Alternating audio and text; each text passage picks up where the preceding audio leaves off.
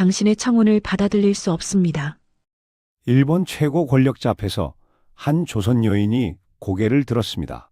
그녀의 거절 한마디는 자신의 목숨을 내거는 것이나 다름없었죠.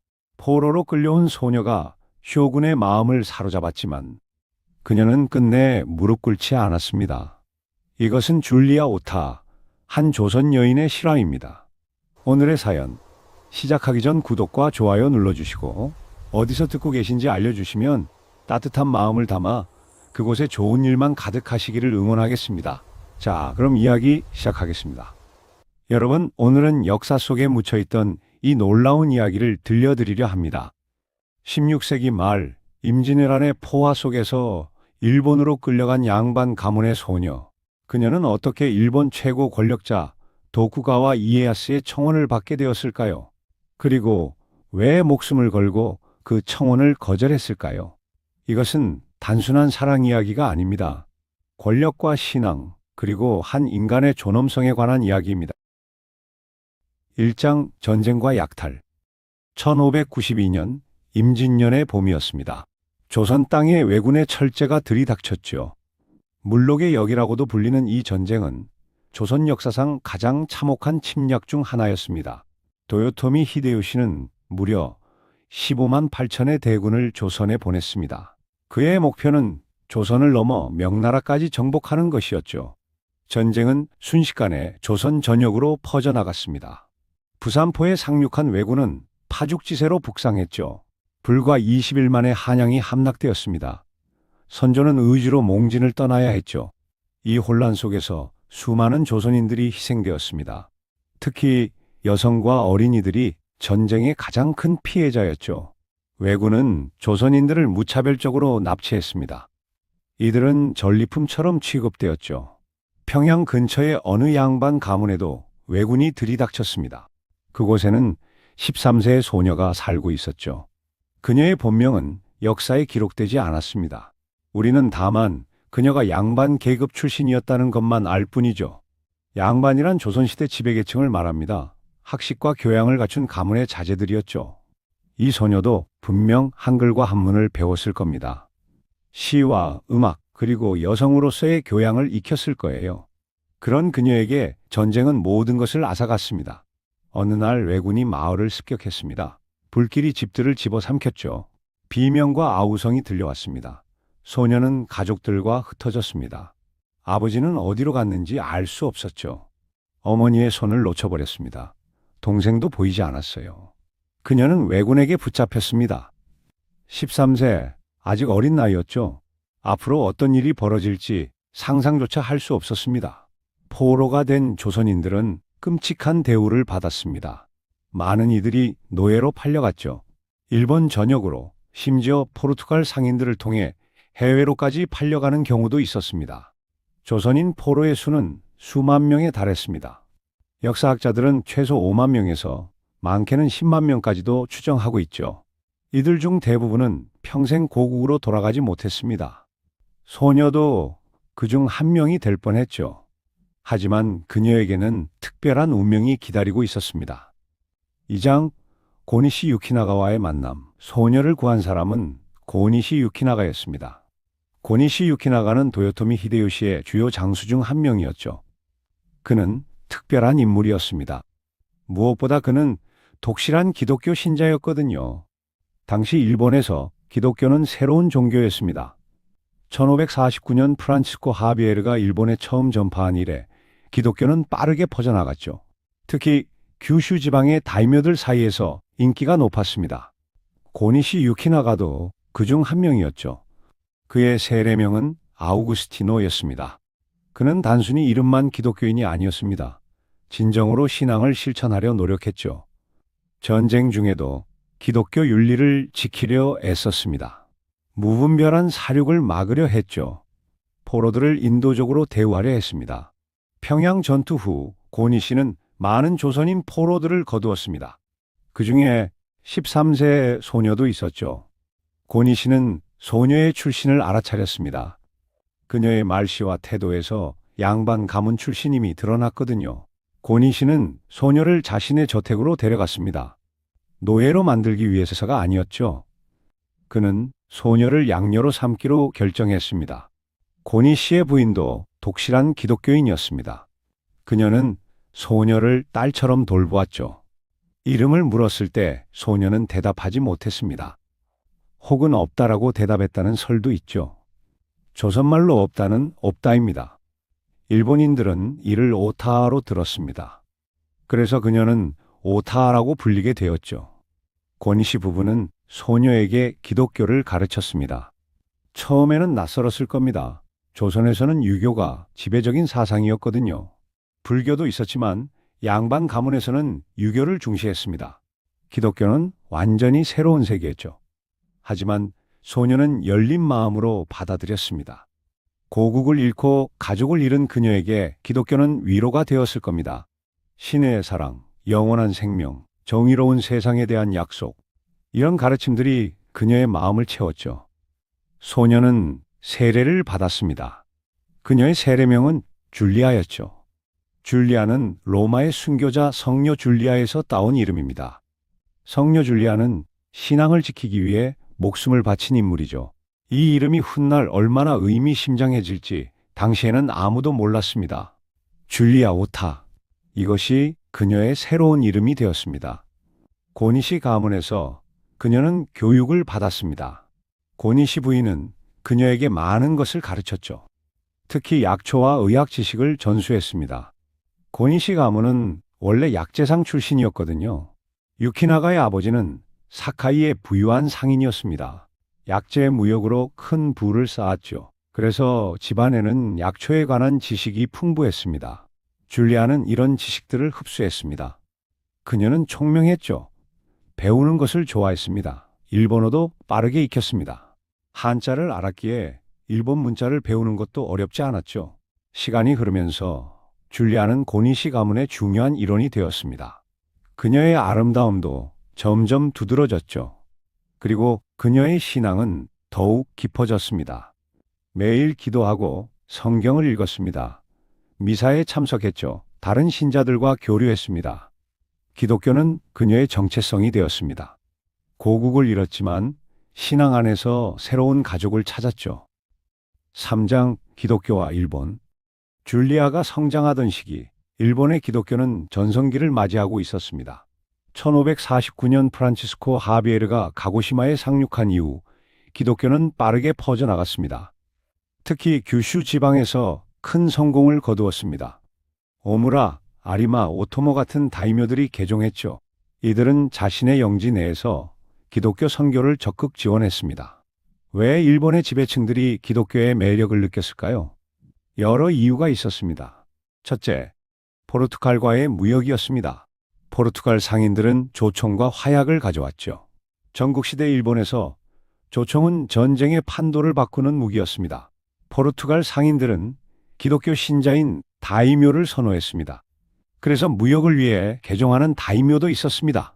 둘째, 기독교의 가르침 자체가 매력적이었습니다. 만인의 평등, 사랑과 자비, 영원한 생명. 이런 개념들은 당시 일본 사회의 새로운 충격이었죠. 셋째, 선교사들이 제공하는 서양 문물도 매력적이었습니다. 의학, 천문학, 인쇄술 등 새로운 지식들이 유입되었죠. 1580년대에는 일본에 약 15만 명의 기독교 신자가 있었다고 합니다. 교회도 200개가 넘었죠. 선교사들은 학교를 세웠습니다. 병원도 만들었죠. 인쇄소를 운영하며 책을 펴냈습니다. 심지어 일본 청년들을 유럽에 파견하기도 했습니다. 1582년 텐쇼 경구 사절단이 그것입니다. 4명의 일본 청년이 로마 교황을 아련하러 갔죠. 이것은 일본 역사상 전무후무한 사건이었습니다. 하지만 이런 번영이 영원할 수는 없었습니다. 일본을 통일한 도요토미 히데요시는 점차 기독교를 경계하기 시작했죠. 1587년 히데요시는 첫 번째 금교령을 내렸습니다. 선교사들을 추방하라는 명령이었죠. 왜 히데요시는 태도를 바꾸었을까요? 여러 이유가 있었습니다. 첫째, 기독교가 일본의 전통 종교와 충돌했습니다. 기독교인들은 불교 사찰을 파괴하고 신사를 불태우기도 했습니다. 이것은 일본 사회에 큰 마찰을 일으켰습니다. 둘째, 기독교인들의 충성심이 의심스러웠습니다. 그들은 천황보다 신을 우위에 두었죠. 쇼군보다 교황의 권위를 인정하는 듯 보였습니다. 이것은 통치자에게 위협으로 느껴졌습니다. 셋째, 노예무역 문제가 있었습니다. 일부 포르투갈 상인들이 일본인을 노예로 팔아넘기는 일이 있었죠. 히데요시는 이것을 발견하고 분노했습니다. 넷째, 스페인의 야욕을 경계했습니다. 스페인은 필리핀을 정복했습니다. 그들이 일본도 정복하려 한다는 소문이 돌았습니다. 이런 이유들로 히데요시는 기독교를 억압하기 시작했습니다.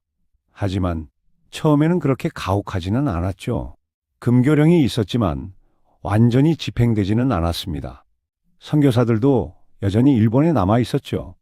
기독교 다이묘들도 여전히 신앙을 유지했습니다. 고니시 유키나가도 그중 한 명이었습니다. 그는 히데요시의 중요한 장수였지만 기독교 신앙을 버리지 않았습니다. 이것이 훗날 그의 운명을 결정짓게 되죠. 줄리아는 이런 불안한 시대에 성장했습니다. 기독교가 박해받는 시대. 하지만 동시에 여전히 많은 신자들이 있던 시대였죠. 그녀의 신앙은 이런 환경 속에서 더욱 견고해졌습니다. 사장 세키가하라, 전투와 운명의 전환. 1598년 도요토미 히데요시가 죽었습니다. 일본은 다시 혼란에 빠졌죠. 후계자인 히데요리는 아직 어린아이였습니다. 권력 공백이 생겼죠. 히데요시는 5명의 대로를 지정해 히데요리를 보좌하게 했습니다. 그중 한 명이 도쿠가와 이에야스였죠. 이에야스는 가장 강력한 다이묘였습니다. 그는 간토 지방을 지배했습니다. 에도, 지금의 도쿄를 본거지로 삼았습니다. 그의 군사력과 경제력은 막강했습니다. 하지만 다른 다이묘들은 이에야스를 경계했습니다. 특히 이시다 미츠나리가 그랬죠. 미츠나리는 히데요시에게 충성했던 관료였습니다. 그는 이에야스가 권력을 독점하려 한다고 의심했습니다. 미츠나리는 반이에야스 동맹을 만들었습니다. 서군이라고 불렸죠. 고니시 유키나가도 서군에 가담했습니다. 그는 미츠나리와 가까웠습니다. 무엇보다 그는 도요토미 가문에 충성했습니다. 이에야스는 동군을 이끌었습니다. 자신을 지지하는 다이묘들을 모았죠. 일본은 두 진영으로 나뉘었습니다. 1600년 10월 21일 운명의 날이 왔습니다. 세키가하라에서 두 군대가 맞붙었죠. 세키가하라는 일본 중부의 작은 마을이었습니다. 하지만 그날 일본 역사가 바뀌었죠. 전투는 하루 만에 끝났습니다. 서군이 패배했습니다. 고바야카와 히데아키의 배신이 결정적이었습니다. 그는 전투 중에 편을 바꿔 동군에 가담했죠. 서군은 무너졌습니다. 고니시 유키나가는 도망쳤습니다. 하지만 결국 붙잡혔고 그는 교토로 압송되었습니다. 이에야스는 반역자들을 가혹하게 처벌했습니다. 고니시 유키나가에게 할복을 명령했습니다. 할복은 무사히 명예로운 죽음이었습니다. 하지만 유키나가는 거부했죠. 기독교에서는 자살이 금지되어 있었거든요. 그는 자신의 신앙을 지키기 위해 할복을 거부했습니다. 이것은 무사로서 큰 치욕이었지만 그는 신앙을 택했습니다. 결국 그는 교토의 로쿠조 가와라에서 참수되었습니다. 1600년 11월 6일의 일이었죠. 고니시 유키나가의 죽음으로 가문은 멸망했습니다. 줄리아는 갑자기 모든 것을 잃었습니다. 양부를 잃었고 집도 잃었습니다. 신분도 불확실해졌습니다. 그녀의 나이 21살 정도였을 겁니다. 아름답고 교양 있는 여성으로 성장했지만 이제 후원자가 없었습니다. 패자의 양녀라는 것은 위험한 처지였죠. 하지만 줄리아에게는 한 가지 장점이 있었습니다.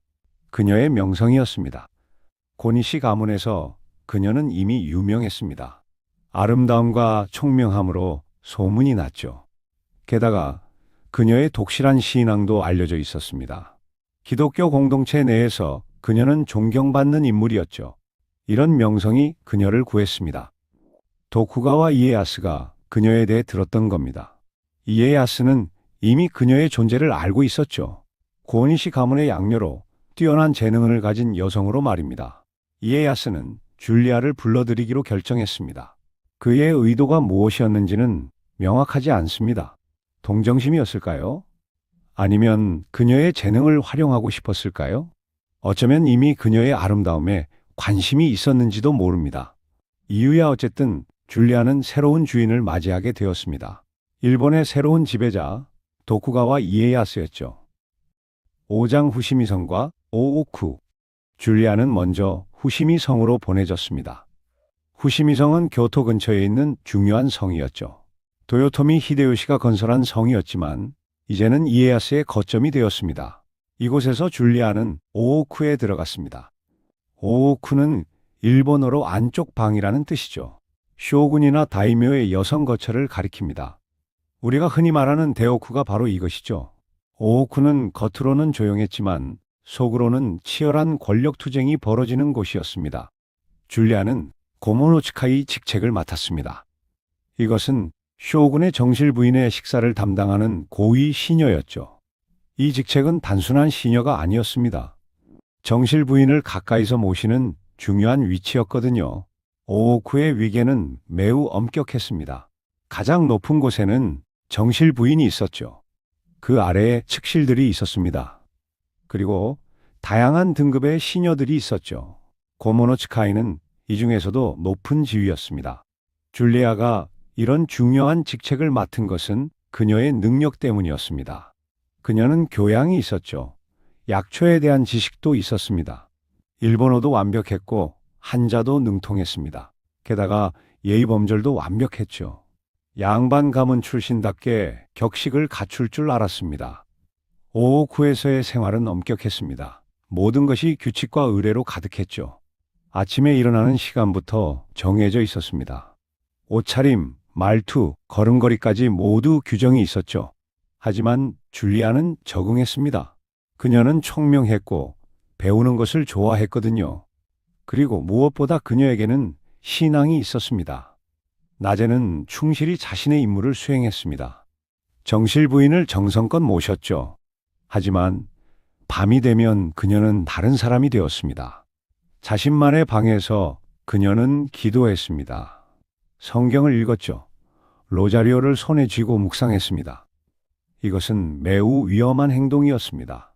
오오쿠는 쇼군의 사적인 공간이었고 외부와 철저히 격리되어 있었지만 그래도 감시의 눈은 있었거든요. 하지만 줄리아는 조심스럽게 자신의 신앙을 지켰습니다. 그리고 놀라운 일이 일어났습니다. 다른 시녀들이 그녀에게 관심을 보이기 시작한 겁니다. 그들은 줄리아가 밤에 무엇을 하는지 궁금해했죠. 줄리아는 그들에게 기독교에 대해 이야기했습니다. 처음에는 조심스럽게 한 두 사람에게만요. 하지만 점차 더 많은 사람들이 관심을 보였죠. 줄리아의 이야기는 매력적이었습니다. 그녀는 신의 사랑에 대해 말했죠. 영원한 생명에 대해 말했습니다.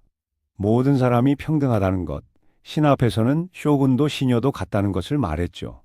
이것은 오오쿠의 여성들에게 큰 위로가 되었습니다. 그들은 엄격한 위계 속에서 살았거든요. 항상 신분과 지위를 의식해야 했죠. 하지만 기독교는 다른 세계를 보여주었습니다. 일부 여성들은 줄리아에게 세례를 받고 싶다고 했습니다. 물론 공개적으로는 할 수 없었죠. 하지만 은밀하게 밤에 몇몇 사람들은 세례를 받았습니다. 줄리아는 오오쿠에 작은 기독교 공동체를 만들어가고 있었던 겁니다. 이것은 매우 대담한 일이었습니다. 발각되면 심각한 처벌을 받을 수 있었거든요. 하지만 줄리아는 멈추지 않았습니다. 그녀에게 신앙은 목숨보다 중요했으니까요. 6장 도쿠가와 이에야스 천하인의 눈길.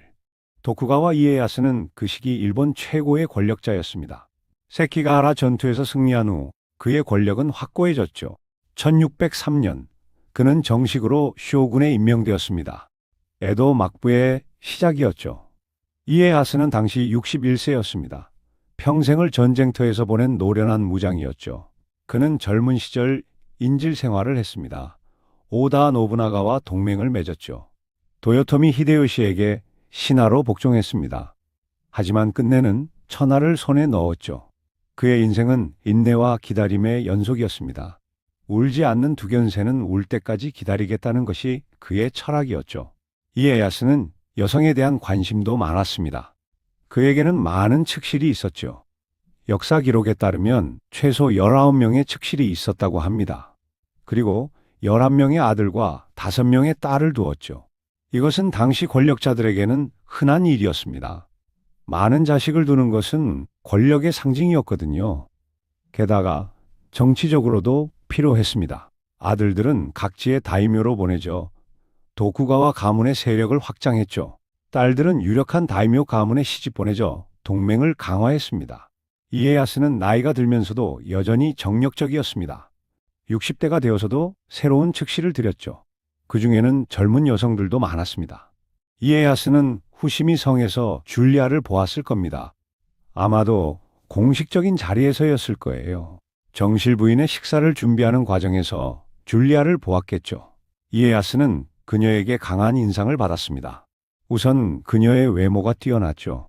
조선인 특유의 백옥 같은 피부에 단아한 이목구비. 게다가 그녀는 교양이 있었습니다. 말하는 태도가 품이 있었죠. 움직이는 모습이 우아했습니다. 이에야스는 그녀에 대해 더 알고 싶어졌습니다. 줄리아의 배경을 조사했죠. 조선의 양반 가문 출신, 전쟁 포로였다가 고니시 가문의 양녀가 됨, 독실한 기독교 신자, 약초와 의학에 대한 지식이 있음. 이 모든 정보가 이에야스의 관심을 더욱 자극했습니다. 이에야스는 줄리아를 더 가까이서 보고 싶었습니다. 1605년 이에야스는 중대한 결정을 내렸습니다. 쇼군 자리를 아들 히데타다에게 물려준 겁니다. 그리고 자신은 오고쇼, 즉 대여소가 되었죠. 명목상으로는 은퇴했지만 실권은 여전히 그가 쥐고 있었습니다. 이에야스는 스루가 지방의 스하마성으로 거처를 옮겼습니다. 나중에는 순푸성, 지금의 시조카로 갔죠. 그리고 그는 줄리아도 함께 데려갔습니다. 이것은 명확한 신호였습니다. 이에야스가 줄리아에게 특별한 관심이 있다는 것을 의미했죠. 순푸성에서 줄리아의 지위는 더욱 높아졌습니다. 그녀는 이제 1등 관녀, 즉 최고의 시녀가 되었죠. 이것은 측실이 되기 바로 전 단계였습니다. 많은 사람들이 줄리아가 곧 이에야스의 측실이 될 것이라고 생각했죠. 이에야스도 분명 그런 의도가 있었을 겁니다. 그는 줄리아에게 호의를 보였습니다. 선물을 주었죠. 좋은 방을 배정해 주었습니다. 특별한 대우를 했습니다. 그리고 아마도 직접적으로 자신의 뜻을 전했을 겁니다. 나의 측실이 되어라. 이것은 보통 여성에게는 거부할 수 없는 제안이었습니다. 쇼군의 측실이 된다는 것은 엄청난 영광이었거든요. 가문이 영광스러워지고 자신도 권력을 얻게 됩니다. 만약 아들을 낳으면 더욱 좋았죠. 그 아들이 다이묘가 될 수 있었으니까요. 하지만 줄리아는 달랐습니다. 그녀에게는 측실이 되는 것보다 더 중요한 것이 있었죠. 바로 신앙이었습니다. 7장 신앙과 정절. 줄리아는 딜레마에 빠졌습니다. 한편으로는 일본 최고 권력자의 호의가 있었죠. 거부하면 어떤 결과가 올지 알 수 없었습니다. 하지만 다른 한편으로는 자신의 신앙이 있었습니다. 기독교는 혼전 순결을 강조했죠. 결혼은 일부 일처제여야 한다고 가르쳤습니다. 측실 제도는 기독교의 가르침과 정면으로 충돌했습니다. 게다가 이에야스에게는 이미 많은 측실이 있었죠. 줄리아가 측실이 된다는 것은 그들 중 하나가 된다는 의미였습니다. 이것은 간음이나 마찬가지였죠. 줄리아에게는 받아들일 수 없는 일이었습니다. 그녀는 기독교인으로서의 정체성을 지키고 싶었습니다. 고니시 유키나가가 신앙을 위해 목숨을 바친 것을 기억했죠. 그는 할복을 거부하고 참수를 택했습니다. 신앙의 원칙을 지키기 위해서였죠. 줄리아도 같은 길을 가야 한다고 생각했습니다. 하지만 어떻게 거부할 것인가? 이에야스에게 직접 아니오라고 말할 수는 없었습니다. 그것은 극도로 무례한 행동이었거든요. 쇼군의 명령을 거역하는 것은 반역과 다름없었죠. 줄리아는 신중하게 접근했습니다. 그녀는 이에야스에게 자신이 기독교 신자라는 것을 강조했습니다. 기독교의 가르침에 따르면 측실이 될 수 없다고 설명했죠. 자신은 신에게 정절을 바쳤다고 말했습니다. 이에야스는 처음에는 이해하려 했습니다. 그는 기독교에 대해 잘 알고 있었거든요. 고니시 유키나가와 함께 일했고 많은 기독교 다이묘들을 알고 있었죠. 심지어 초기에는 기독교에 우호적이기도 했습니다. 무역을 위해서였죠. 하지만 이에야스는 줄리아를 포기할 생각이 없었습니다. 그는 설득하려 했죠. 종교와 현실은 별개가 아니냐. 신앙은 마음속에 간직하면 되지 않느냐. 겉으로만 따르면 되지 않겠느냐. 이것은 당시 많은 기독교인들이 선택한 길이었습니다. 표면적으로는 일본의 관습을 따르고 내면적으로만 신앙을 지키는 거죠. 이른바 타협이었습니다. 하지만 줄리아는 타협하지 않았습니다. 그녀는 완전한 순종을 원했죠. 신에게만 충성하고 싶었습니다. 이에야스는 점점 짜증이 났습니다. 자신은 천하인이었거든요. 원하는 것은 무엇이든 가질 수 있었습니다. 하지만 이 조선 여인은 자신을 거부하고 있었죠. 이것은 이에야스의 자존심에 상처를 주었습니다. 하지만 그는 아직 폭력을 쓰지는 않았습니다. 그는 다른 방법을 시도했죠. 더 큰 선물을 주었습니다. 더 높은 지위를 약속했죠. 심지어 독립적인 영지를 주겠다고까지 했습니다. 하지만 줄리아는 흔들리지 않았습니다. 이 시기에 흥미로운 기록이 남아 있습니다. 1611년 스페인 사절단이 순푸성을 방문했죠. 세바스티안 비스카이노라는 사람이 이끄는 사절단이었습니다. 그들은 이에야스와 회견했죠. 그런데 그 자리에 줄리아가 있었다는 겁니다. 비스카이노는 자신의 보고서에 줄리아를 언급했습니다. 순푸성에서 고려 출신의 독실한 기독교 여신자를 만났다.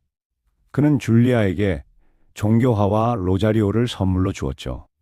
줄리아는 매우 기뻐했다고 합니다. 이 기록은 중요합니다. 1611년이면 줄리아가 순푸성에 온 지 몇 년이 지난 시점이죠. 그리고 그녀는 여전히 공개적으로 기독교 신앙을 유지하고 있었습니다. 이에야스의 곁에 있으면서도 말이죠. 이것은 당시로서는 대단히 용감한 일이었습니다. 이미 기독교에 대한 탄압이 시작되고 있었거든요.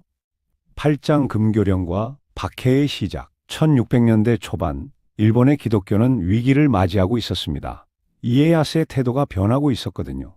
초기에 이에야스는 기독교에 비교적 관대했습니다. 무역을 위해서였죠. 스페인과 포르투갈 상인들과의 관계를 유지하고 싶었습니다. 하지만 점차 상황이 바뀌었습니다. 네덜란드와 영국 상인들이 일본에 왔죠. 그들은 프로테스탄트 또는 비종교적이었습니다. 그들은 이에야스에게 말했습니다. 가톨릭 선교사들은 침략의 선봉대입니다. 그들은 먼저 선교를 하고 그 다음 군대가 옵니다. 필리핀을 보십시오. 멕시코를 보십시오. 모두 같은 패턴입니다. 이에야스는 이 말을 진지하게 받아들였습니다. 그는 스페인의 야심을 의심하기 시작했죠. 게다가 국내 정치적 이유도 있었습니다. 기독교는 다른 충성심을 요구했거든요. 신과 교황에 대한 충성이 쇼군에 대한 충성보다 우선했습니다. 이것은 봉건 체제의 위협이었죠. 1612년 이에야스는 결정적인 조치를 취했습니다. 기독교 금교령을 발표한 겁니다. 이것은 히데요시의 금교령보다 훨씬 강력했습니다. 교회를 폐쇄하라고 명령했죠. 선교사들을 추방하라고 했습니다. 일본인 기독교인들은 배교하라고 강요했죠. 거부하면 처벌하겠다고 했습니다. 처음에는 추방이나 재산 몰수 정도였습니다. 하지만 점차 가혹해졌죠. 투옥, 고문, 처형까지 이어졌습니다. 1613년에는 더욱 강화된 명령이 내려왔습니다. 모든 기독교인의 명단을 작성하라고 했죠. 절에 가서 불교 신자 증명서를 받아오라고 했습니다. 이른바 슈모나라탐의 종문계 제도의 시작이었죠. 이 시기에 많은 기독교인들이 배교했습니다. 목숨이 달린 문제였거든요. 가족을 지켜야 했습니다. 생계를 유지해야 했죠. 그래서 표면적으로 불교도가 되었습니다. 하지만 비밀리에 신앙을 유지하는 사람들도 있었죠. 이른바 가쿠레 키리스탄, 숨은 기독교인들입니다. 그리고 공개적으로 신앙을 지킨 사람들도 있었습니다.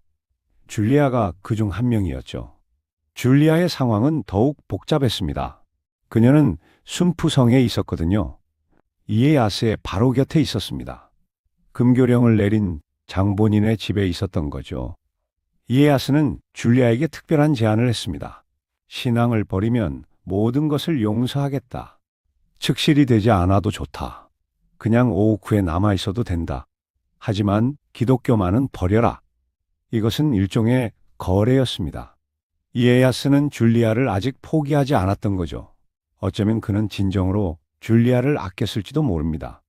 그래서 그녀에게 기회를 주고 싶었던 거죠. 하지만 줄리아는 거부했습니다. 저는 기독교인입니다. 신앙은 저의 생명입니다. 목숨을 빼앗아갈 수는 있어도 신앙은 빼앗아갈 수 없습니다. 이것은 이에야스를 분노하게 만들었습니다. 그는 더 이상 참을 수 없었죠.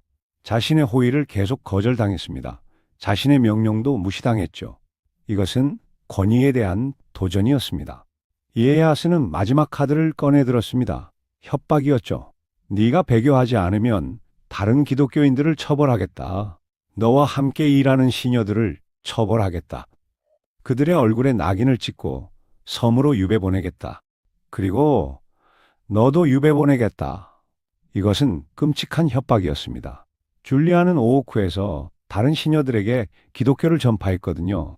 몇몇은 그녀의 영향으로 개종했습니다. 이제 이에야스는 그들을 볼모로 잡은 거죠.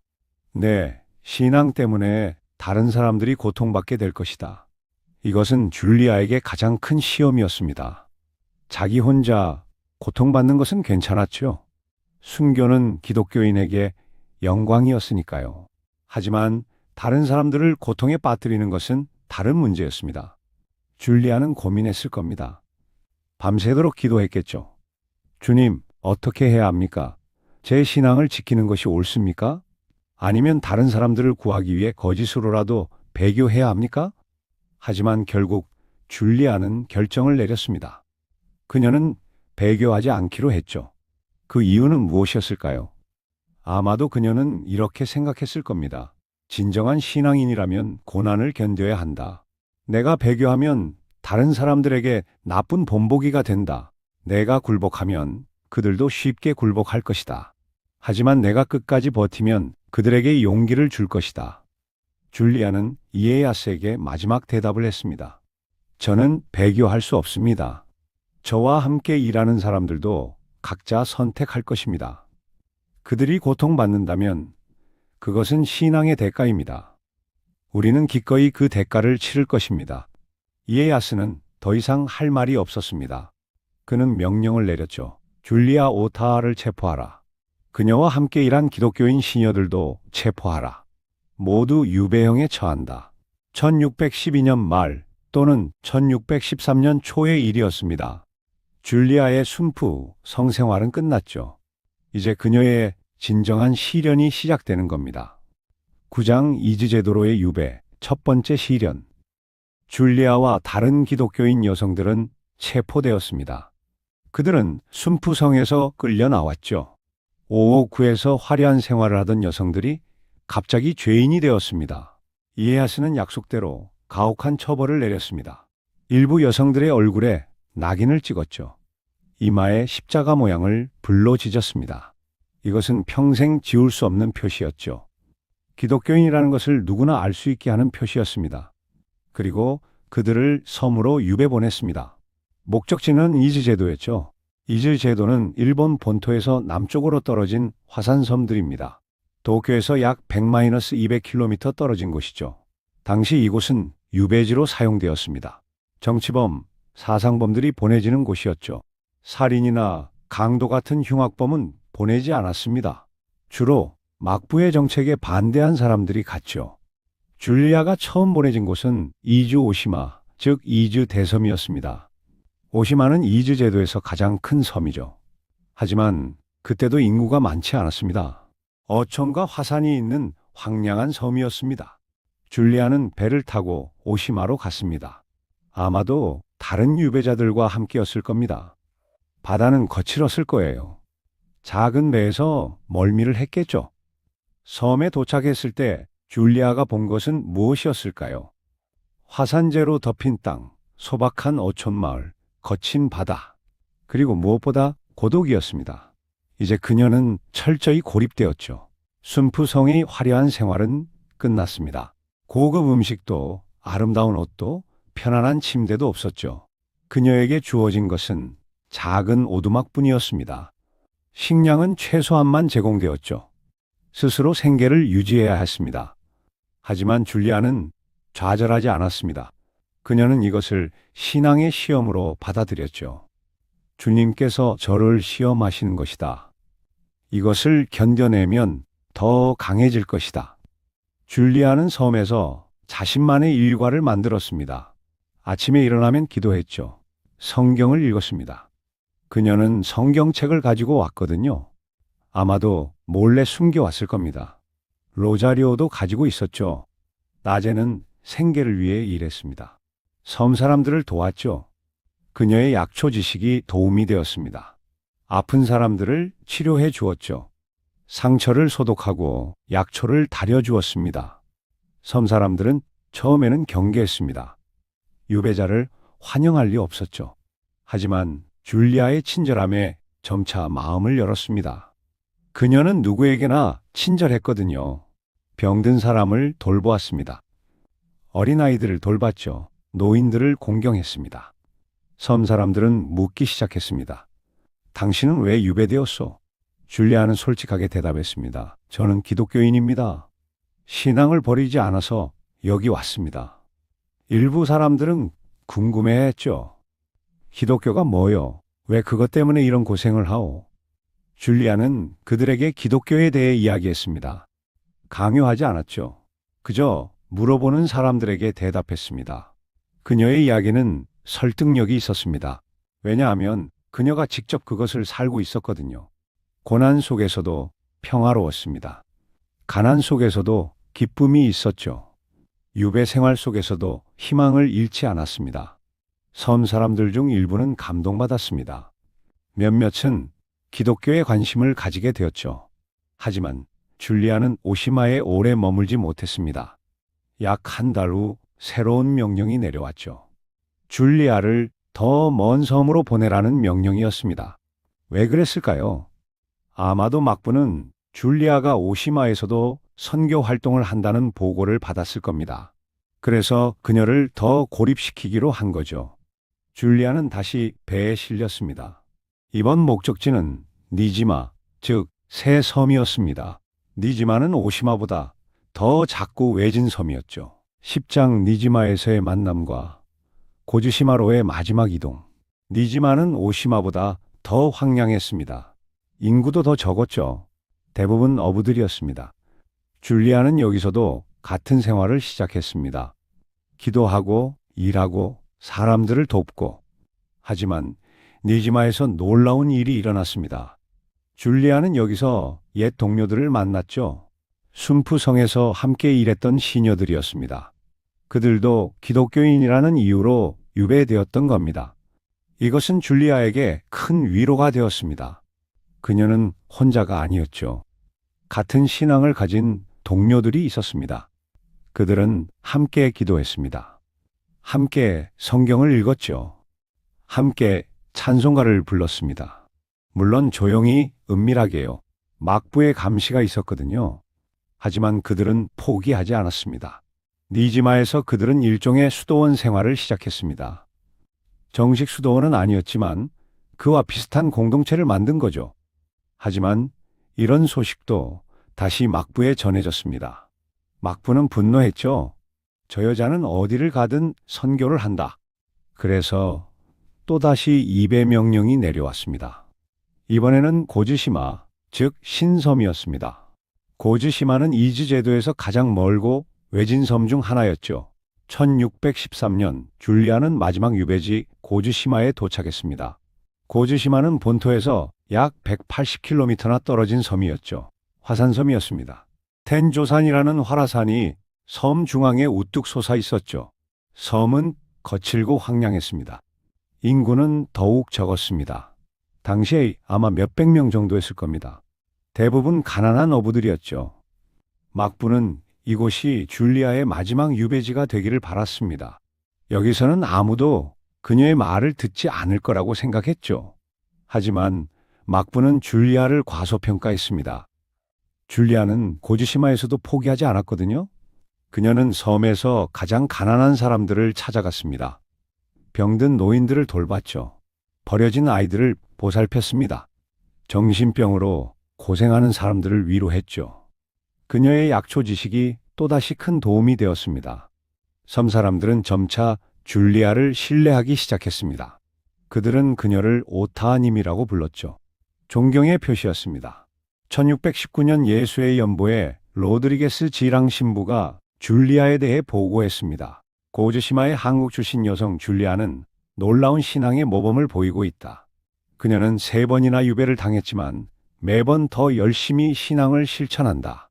이 기록은 줄리아의 이야기가 다른 기독교인들에게 큰 격려가 되었다는 것을 보여줍니다. 11장 이에야스의 마지막과 줄리아의 탈출. 1616년 도쿠가와 이에야스가 죽었습니다. 그의 나이 75세였죠. 그는 천하를 통일하고 에도 막부를 세웠습니다. 250년 이상 지속될 도쿠가와 시대의 기초를 다졌죠. 하지만 그에게도 하나의 실패가 있었습니다. 줄리아 오타를 얻지 못한 것이죠. 이에야스가 죽을 때 줄리아는 여전히 고즈시마에 있었습니다. 이에야스가 죽은 후 그의 아들 히데타다가 실권을 완전히 장악했습니다. 히데타다는 아버지보다 더 엄격했죠. 특히 기독교에 대해서는 더욱 가혹했습니다. 1622년 나가사키에서 대규모 처형이 있었습니다. 55명의 기독교인이 한꺼번에 처형되었죠. 이것을 나가사키의 대순교라고 부릅니다. 같은 해 놀라운 일이 일어났습니다. 프란치스코의 파체코 신부가 줄리아를 구출한 겁니다. 파체코 신부는 박해에도 불구하고 일본에 남아 비밀리에 활동했습니다. 그는 줄리아에 대한 소식을 들었죠. 파체코 신부는 줄리아를 구출하기로 결심했습니다. 그는 위험을 무릅쓰고 고즈시마로 갔죠. 밤에 몰래요. 파체코 신부는 줄리아를 만났습니다. 그는 그녀에게 제안했죠. 함께 오사카로 가십시다. 줄리아는 고민했습니다. 고즈시마를 떠난다는 것은 섬 사람들을 버리는 것이었거든요. 하지만 파체코 신부는 설득했습니다. 결국 줄리아는 동의했습니다. 그녀는 섬 사람들에게 작별을 고했죠. 많은 사람들이 눈물을 흘렸습니다.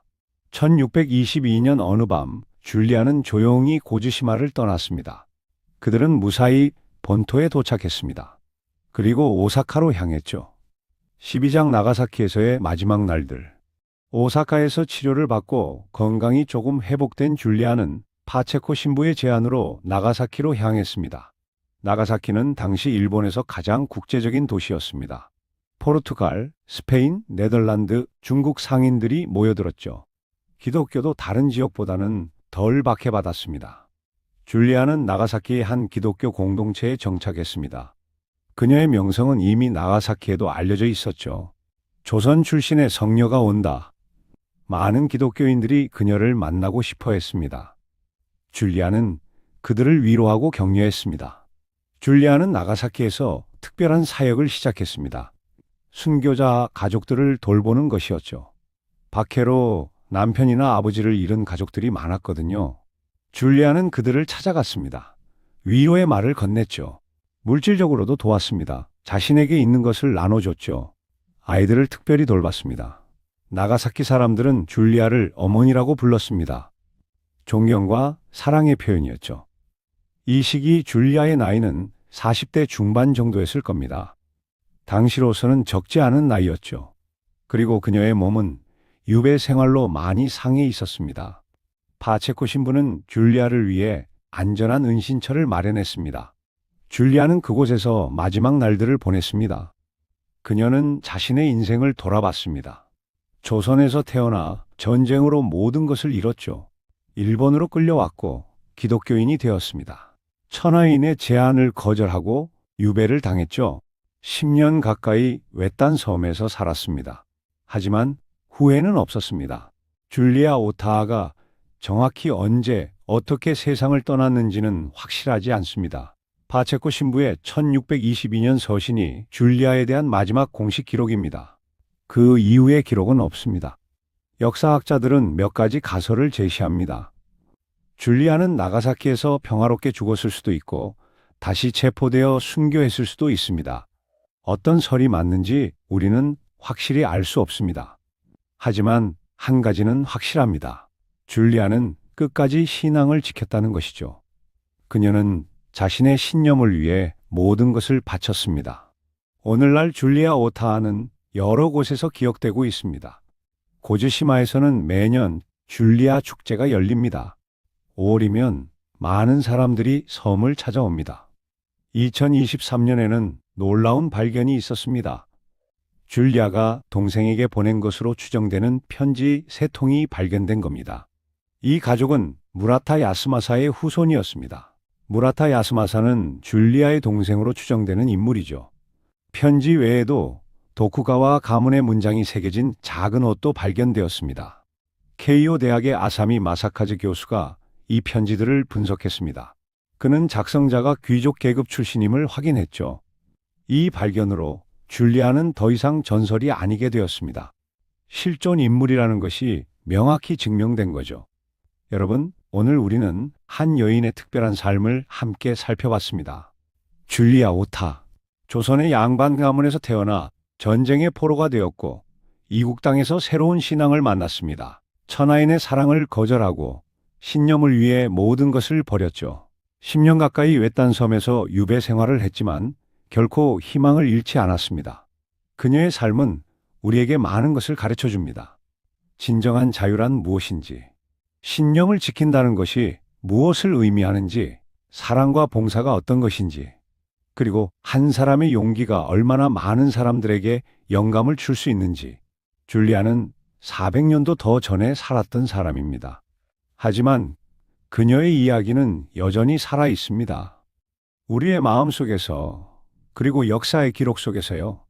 줄리아 오타를 기억합시다. 그녀의 용기를, 그녀의 신념을, 그녀의 사랑을, 그리고 우리 자신의 삶에서도 그런 가치들을 추구합시다. 오늘 이 이야기를 들으신 여러분, 줄리아의 이야기를 기억해 주시기 바랍니다. 그리고 여러분 주변의 사람들에게도 전해주세요. 이 놀라운 여인이 있었다는 것을, 그녀가 보여준 용기와 신념이 있었다는 것을. 역사는 이렇게 기억되고 전해지는 겁니다. 한 사람에서 다른 사람으로, 한 세대에서 다음 세대로 줄리아 오타의 이야기가 영원히 기억되기를, 그리고 그녀의 정신이 우리 모두에게 영감을 주기를. 감사합니다.